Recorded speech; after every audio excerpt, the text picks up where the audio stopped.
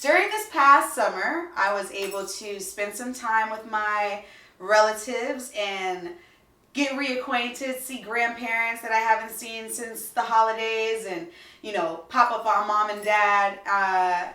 And this trip was unlike all of the other trips that I have ever taken. So let me just paint the scene for you guys, all right? So every year since I've been born, my grandfather has had a crab feast down in Baltimore, Maryland. And we've gone to this crab feast every year. Literally, it's the first Sunday of August every year. I'm always there. Doesn't matter where I'm at in the world, I'm going to be at that crab feast on that first Sunday. And so this year nothing was different except the fact that I, grew up.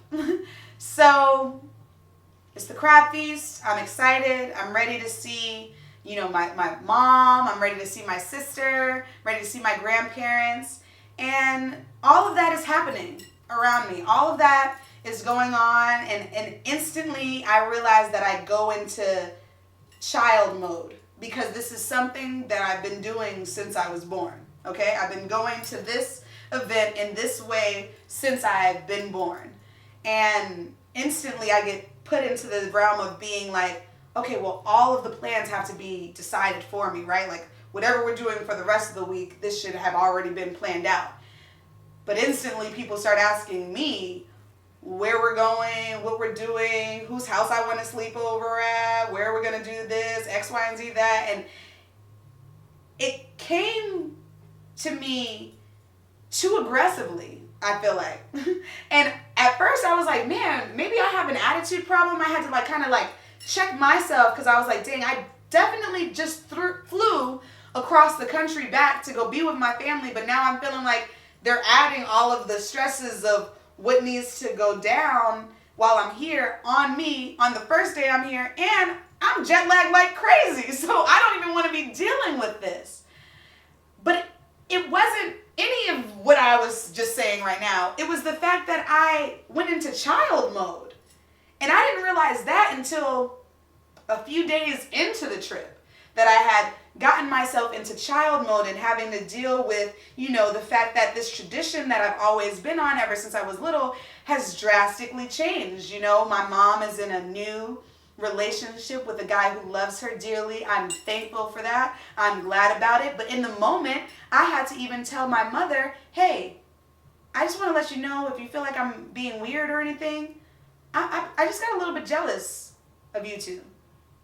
I wanted to be with you the first night. Sorry. And I didn't want it to come off weird, but I had to tell her in that moment because I had to communicate to her what I was feeling, what I was going through, because I know me, in my spirit, if Kiara feels uncomfortable, everyone feels uncomfortable. Trust me, just know. If I feel weird or awkward in something, everyone around me is feeling that same awkwardness because the way my spirit works, it just projects whatever the emotion is inside outwardly tenfold. And I wanted to make sure that my mom didn't think or get the wrong idea of my actions or how I was moving, but instead understood that I was feeling weird. I was feeling a little bit uncomfortable. And I was jealous. And from that real conversation that me and my mother had on that situation, I was able then to move forward. And she was even able to tell me, Kiara, I thought about it. A few days later, she came to me after we had our talk and said, Kiara, I thought about it. And I don't think it was you being jealous. I think it was you being territorial. And I said, that could be it. Territorial.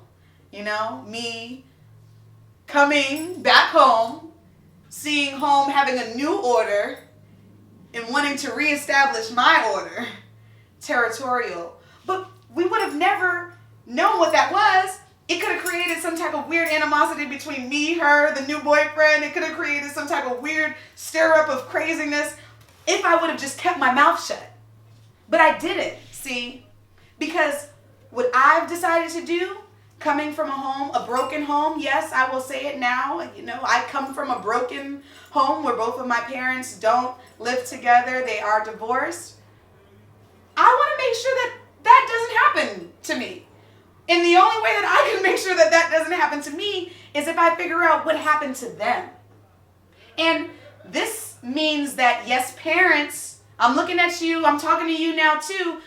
You have to want to communicate with your child at the very least why the decision was made the way it was made and why there was no reason to go past that. I now know that from both of my parents. Both told me the exact reasons, and the crazy thing is, it's the exact same thing. Now, I don't know if either one of them know that.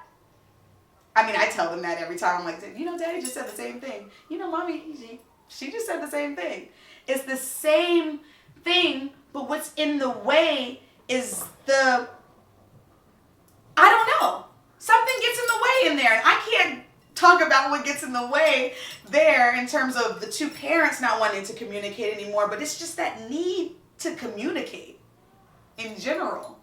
That need to have an open, honest, truthful, face-to-face conversation. Putting egos aside, putting beliefs aside, putting whatever it is that may be, you may add in as extra to it aside. Take all that out.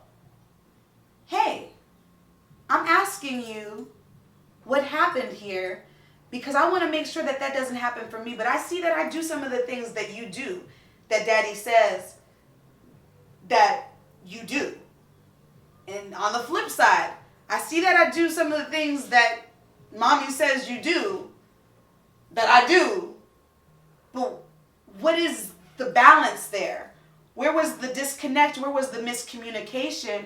Was it from the beginning or did it become? We have to want to communicate, people. Relationships